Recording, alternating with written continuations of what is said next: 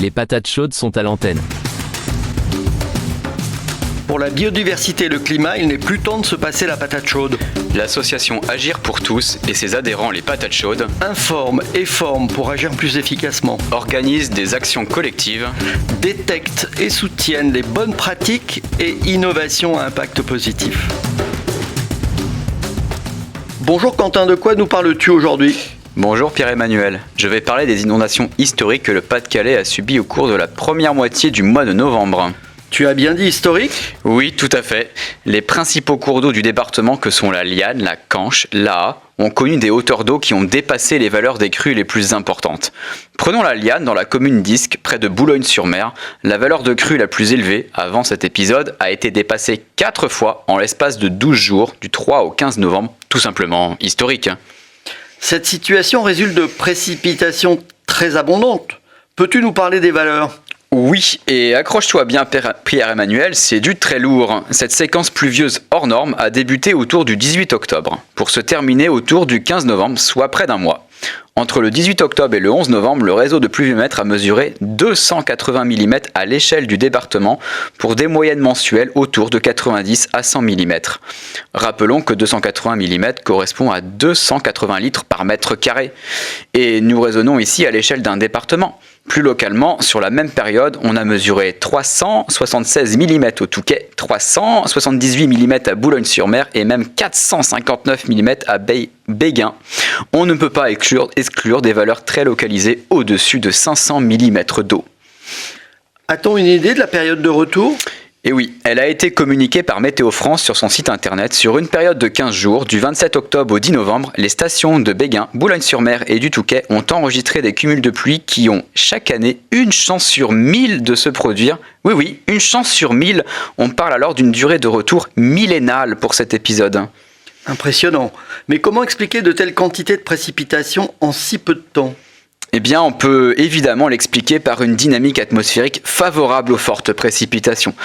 Entre la mi-octobre et la mi-novembre, on a eu une succession de dépressions avec leurs perturbations pluvieuses et venteuses associées. On appelle cela en météo le rail des perturbations.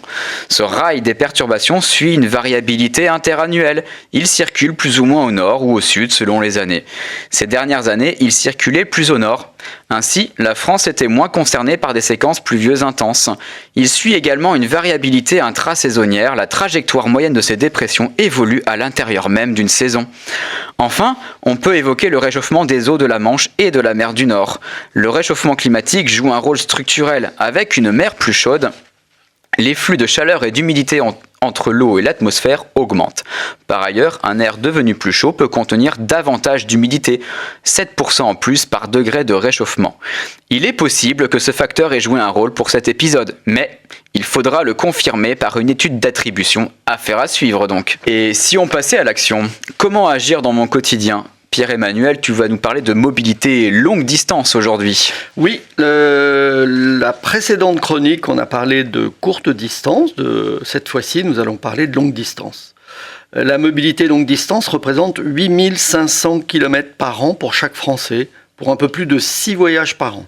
Les modes de transport restent donc c'est 85% en avion ou voiture, 12% en train, qui pourtant émet 40 fois moins de GES. C'est-à-dire de gaz à effet de serre.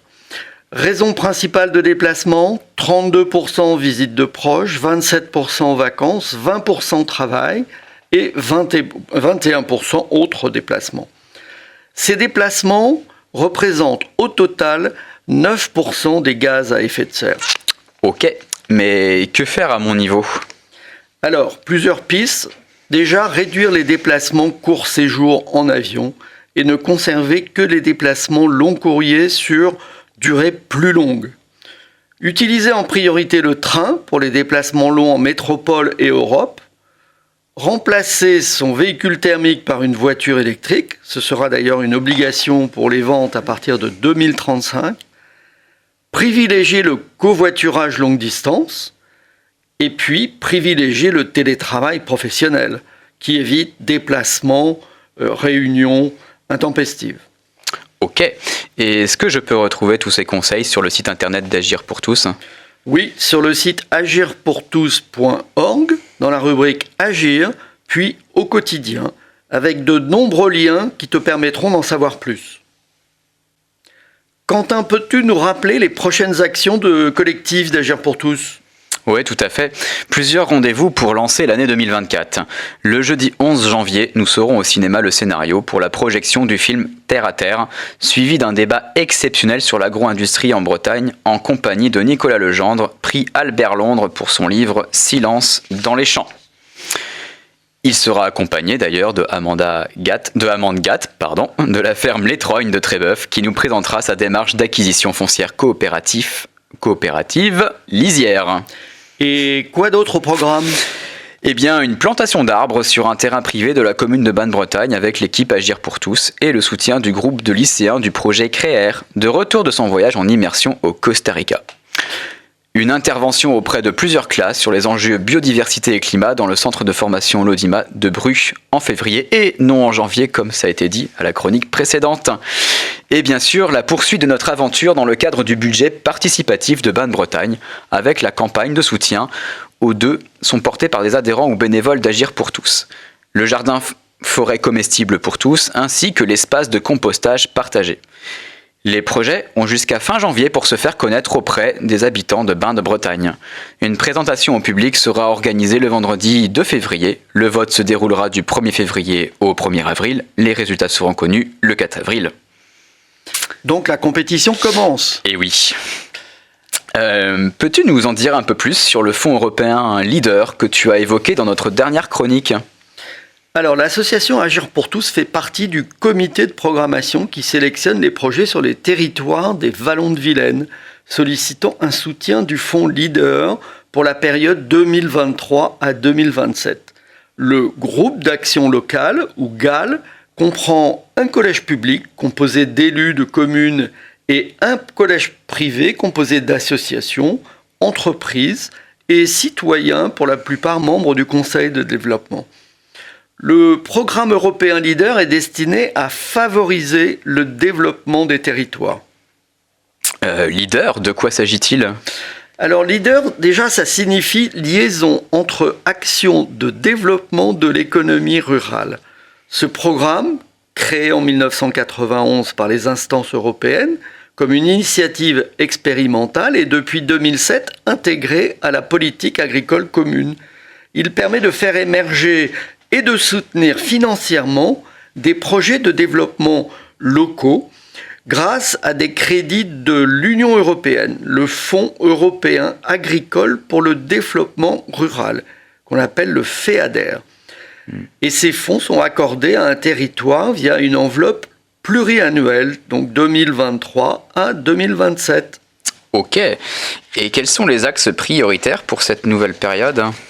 Alors, ils sont au nombre de 4. Le premier, conforter, dynamiser et animer les centralités pour permettre aux habitants de s'épanouir sur le territoire et de favoriser le vivre ensemble. Centralité, c'est-à-dire les bourgs, en fait, les communes. D'accord. Éviter l'exode rural et donc conserver une animation dans les bourgs. Le second point, accompagner les transitions agricoles, alimentaires, écologiques et énergétiques. Le troisième, soutenir le développement des mobilités alternatives. Et enfin, développer la coopération nationale et transnationale.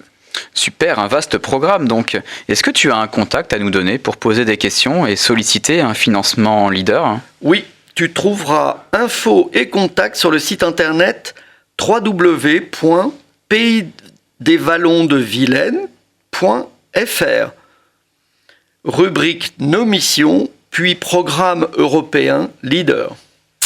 Et avant de conclure, peut-on rejoindre l'association si on n'est pas de Bain-de-Bretagne ? Bien sûr, nous avons des adhérents dans toute la région. Tu peux adhérer à l'association directement sur le site internet et rejoindre les patates chaudes. Et si tu n'as pas le temps de t'investir, tu peux faire un don en ligne sécurisé. Agir pour tous est une association d'intérêt général. Elle te permet de déduire 66% de ce don de tes impôts sur le revenu. Et pour les dons, c'est donc la bonne période, j'imagine. Et tout à fait. Avant le 31 décembre. À bientôt Pierre-Emmanuel. Salut Quentin!